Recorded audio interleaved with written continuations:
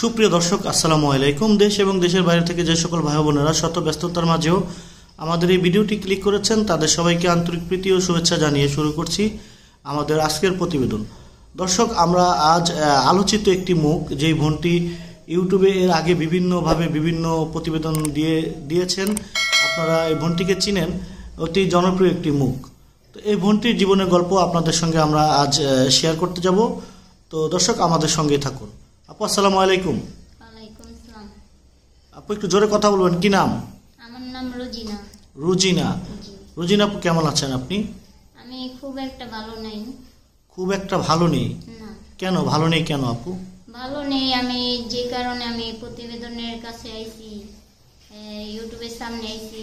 আমার ওই সেই দুঃখই রয়ে গেছে, আমার দুঃখ শেষ হয়নি। দুঃখ রয়ে গেছে? দুঃখ শেষ হয়নি? না। কি কারণে আপনি ইউটিউবে প্রতিবেদন দিয়েছিলেন? আমি দিয়েছিলাম একটু ভালো থাকার জন্য, ভালো একটু সাহায্য সহযোগিতার জন্য। এখন তো ভালোর জায়গায় আমার আরো খারাপ হয়ে যাবে। ভালো থাকার জন্য, একটু সাহায্য সহযোগিতার জন্য? জি। কেন আপনি সাহায্য সহযোগিতা পাননি? পাইছি, অল্প টাকা আমি সাহায্য পাইছি, কিন্তু ওই মনে করেন মানুষ তো আমার ওইভাবে দেখে না আর ওইভাবে দেয় না। আমার স্বামী মারা গেছে, আমি একটা বিধবা মানুষ, আমার বাচ্চা নিয়ে চলতে খুব কষ্ট হয়। আমি কষ্টের কারণে আজকে আমি ইউটিউবের সামনে এসেছি, আর মানুষ আমার সরলতার সুযোগ নিয়ে আমার সাথে যাতা ব্যবহার করে। আচ্ছা, আপনি স্বামী মারা গেল কিভাবে, আমরা শুনবো সেই আমার গল্পটা। স্বামী মারা গেছে কারেন্টে সরকে। আমার স্বামী বাঙালি ব্যবসা করতো, এক সাদে উঠছিল রড কাটতে, সেখান থেকে রডের লগে কারেন্টের লগে বাড়ি খায়া সাদের তেন পড়া যায়। আচ্ছা, তারপরে? পড়া যাওয়ার পরে সে 1.5 মাস হাসপাতাল ভর্তি ছিল। সেখানে আমি চিকিৎসা মানুষের দাঁড় পার করে না চালাইছি। চালানোর পর আমার স্বামী মারা যায়। আচ্ছা, তারপরে? কিছুদিন হাসপাতাল ছিল, তো চিকিৎসা চালাইতে হঠাৎ করে একদিন সে মারা গেল। আমার তো শোনার পর খুব খারাপ লাগছে। আমি কারে কুম এত কষ্টের কথা, আমি অল্প বয়সে বাচ্চারা রয়েছি। আচ্ছা, আমার কষ্টের কথা কেউই বুঝে না, সবাই শুধু সবাইটাই বুঝে। সবাই সবারটা কি বুঝে? আপনার কষ্টটা কি? আমি যে একটা অল্প বয়সে যে আমি বিধবা হয়েছি, আমার যে বাচ্চাটা ছোট, আমার যে চলতে খাইতে কি একটা কষ্ট, একমাত্র আমি জানি, আমি বুঝি। আমি কিছু টাকা ঋণও আছি।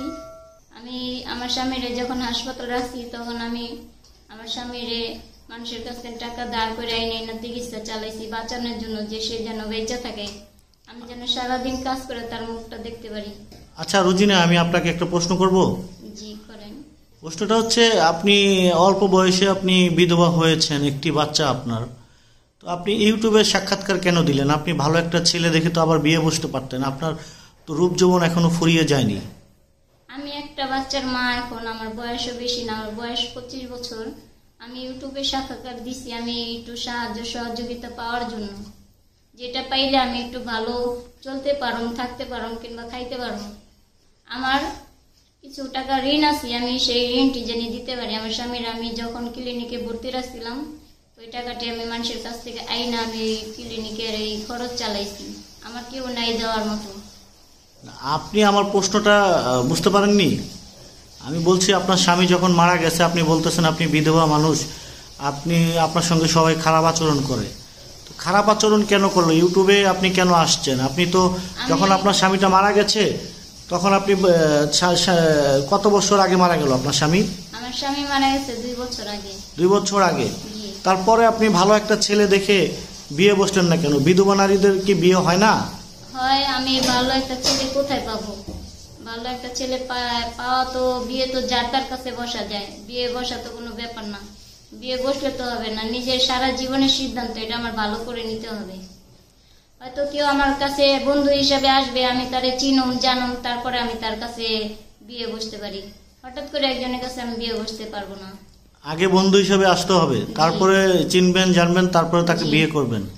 যে আমি আমারে ভালোবাসবো, আমারে পছন্দ করবো, সে আগে আমারে সহযোগিতা করবো, আমার পাশে দাঁড়াইবো, আমার বাচ্চার দায়িত্ব নিব, তারপর আমি তাকে চিনবো জানবো বন্ধু হিসাবে, তারপর আমি তার কাছে সম্পর্ক ভালো হইলে তারপর আমি তার কাছে বিয়ে বসবো। আচ্ছা, আপনার কি বিয়ে বসার ইচ্ছা আছে? ইচ্ছা নাই, তারপরও যদি আল্লাহর কাছে পাওয়া যায় না, যদি হয়ে যায় তাহলে বসবো। ইচ্ছা না থাকলে আপনি এভাবে সারা জীবন থাকতে পারবেন? এভাবে তো সারা জীবন থাকতে পারবো না, তারপরও আল্লাহর উপরে ভরসা রাখছি আমি। আমার নিজে গ্যারান্টি দিয়ে বলতে পারবো না যে আমি এইভাবে থাকতে পারবো। যদি আল্লাহ কাউরে ভালো মিলিয়ে দেয় আমার জীবনে চলার মতো, তাহলে আমি করতে পারবো। ভালো মিলিয়ে দেয় মানে আল্লাহ তো আপনার মুখে তুলে দিবে না, তাই না? জি।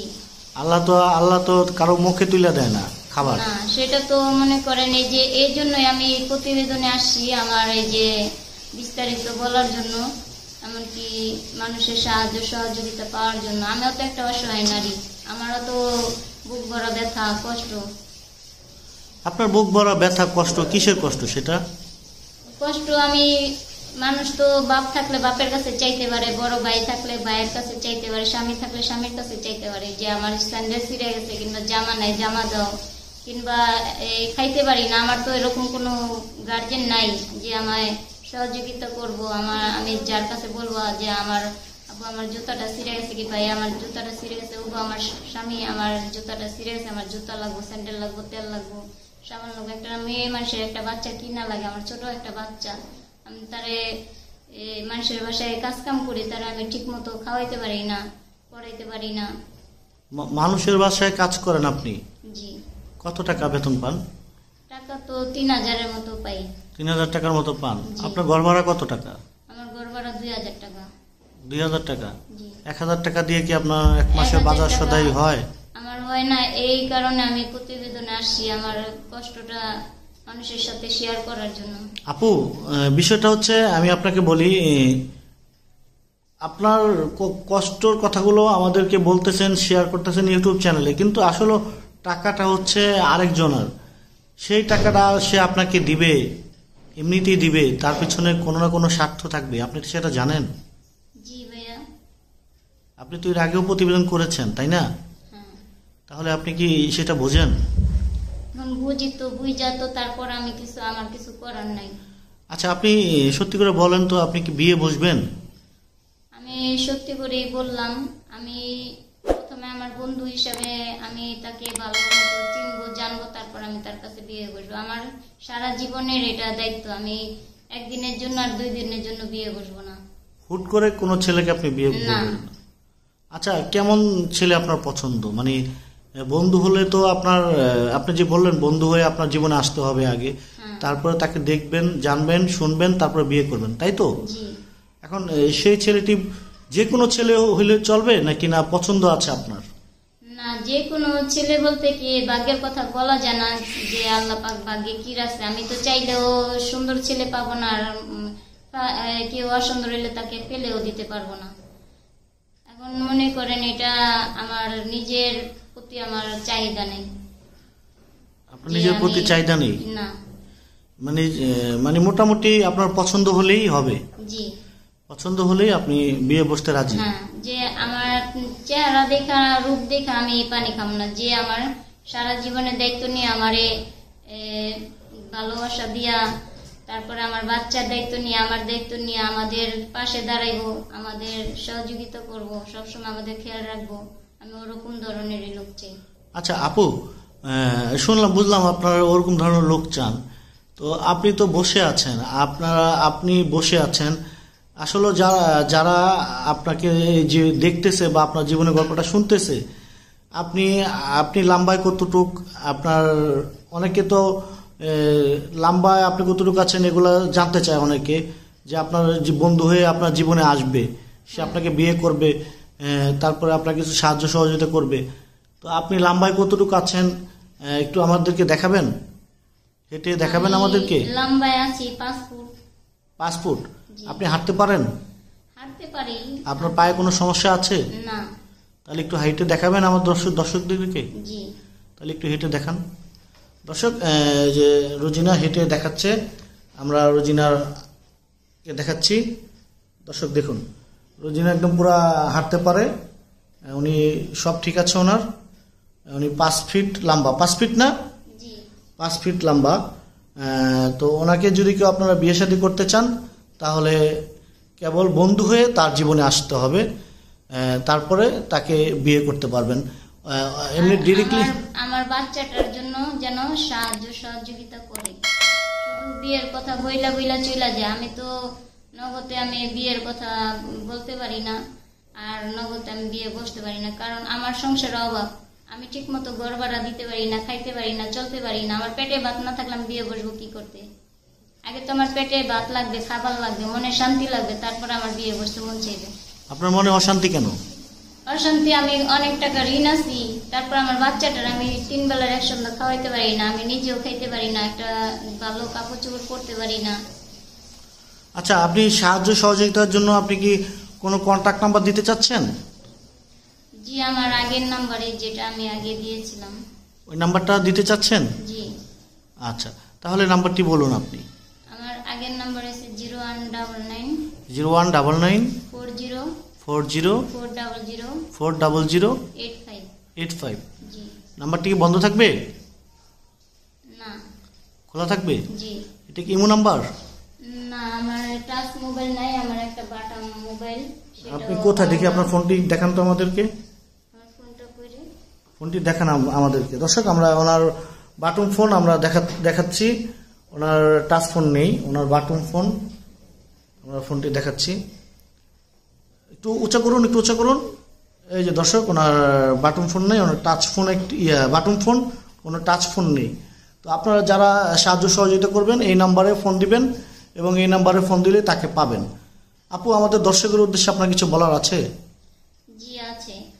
কি বলার আছে? আমার যে ফোন দেও, আমার যেন ভালো উদ্দেশ্যে ফোন দেয়, আমিও কারো মা বোনের সমান, কেউ জানি আমাকে কোনো খারাপ কথা না বলে। আচ্ছা আচ্ছা। বিয়ে বসবো, বিয়ের উসিলায় তো মানুষ ঘটকেও কত কাজ নিয়ে আসে, এক জায়গায় মেয়ে দেখতে গেলেও কত টাকা খরচ করে ফেলায়। আমার যদি কেউ 1000 টাকা বিয়ের উসিলায় দিয়ে সেটা যদি আমার একটা নোংরা কথা বলে, সেটা আমার মাইন্ডে লাগে।